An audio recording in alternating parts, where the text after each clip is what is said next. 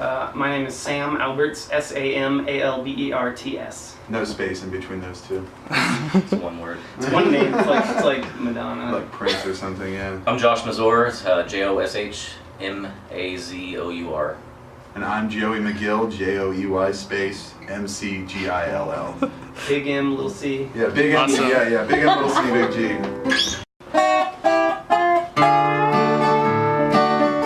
Crooks started as a two-piece. There really wasn't there was no really intent to do anything other than just write music with a friend of mine. We weren't even sure if we wanted to make a band, like have an actual band or whatever. So it's a two-piece from the beginning, and then we wanted some trumpet for a song, so we, long story short, put it out on Craigslist, found Sam, played trumpet, and then he quickly, we realized how many instruments he could play, and then he and I started writing songs together, and things kind of snowballed, and so now it's, he and I are the primary songwriters.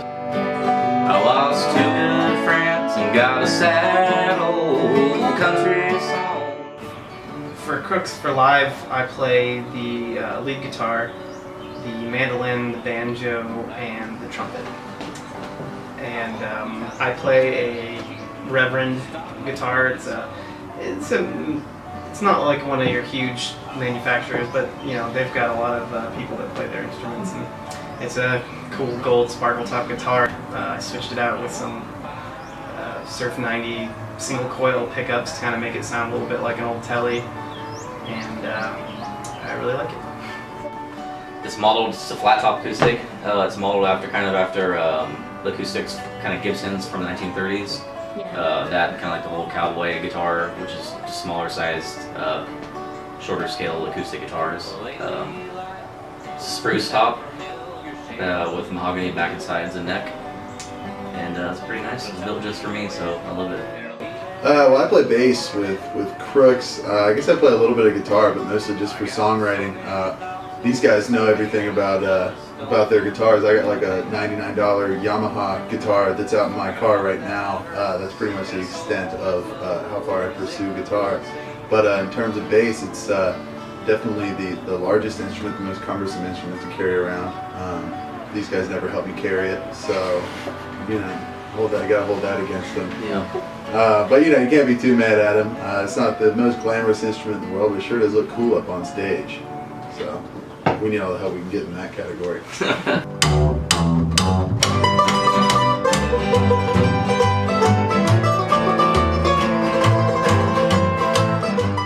It's almost like seeing a few different bands in one set, because we can change our sound dramatically from one song to the next. So if you've never been to a Crooks show, you get a lot. There's a lot to soak in at every show. Like I said, you can be a Tejano song or a spaghetti western song or like a 70s outlaw country kind of song, or there's just a lot of different things that we were able to do. So We play country music that is acceptable to non-country fans. It's like a nice bridge, because some of our songs will be more straight up rock, or will be kind of spaghetti westerny, and then we'll play some of our more honky-tonk songs, and people already have begun to like us, and they'll accept these more country songs, and then it's also enough for diehard country fans to become excited.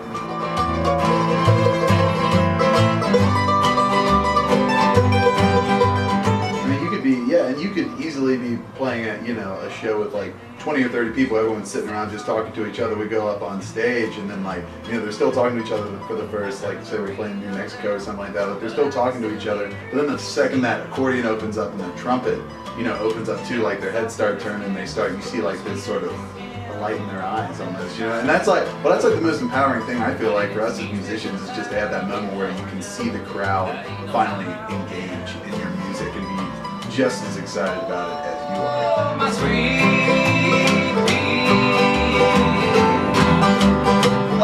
Well, my favorite part about living in Austin would definitely be the music scene.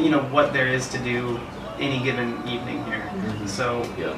there's never a time when there's not something you can do. Any night you feel like going out, you can catch like really interesting, cool bands.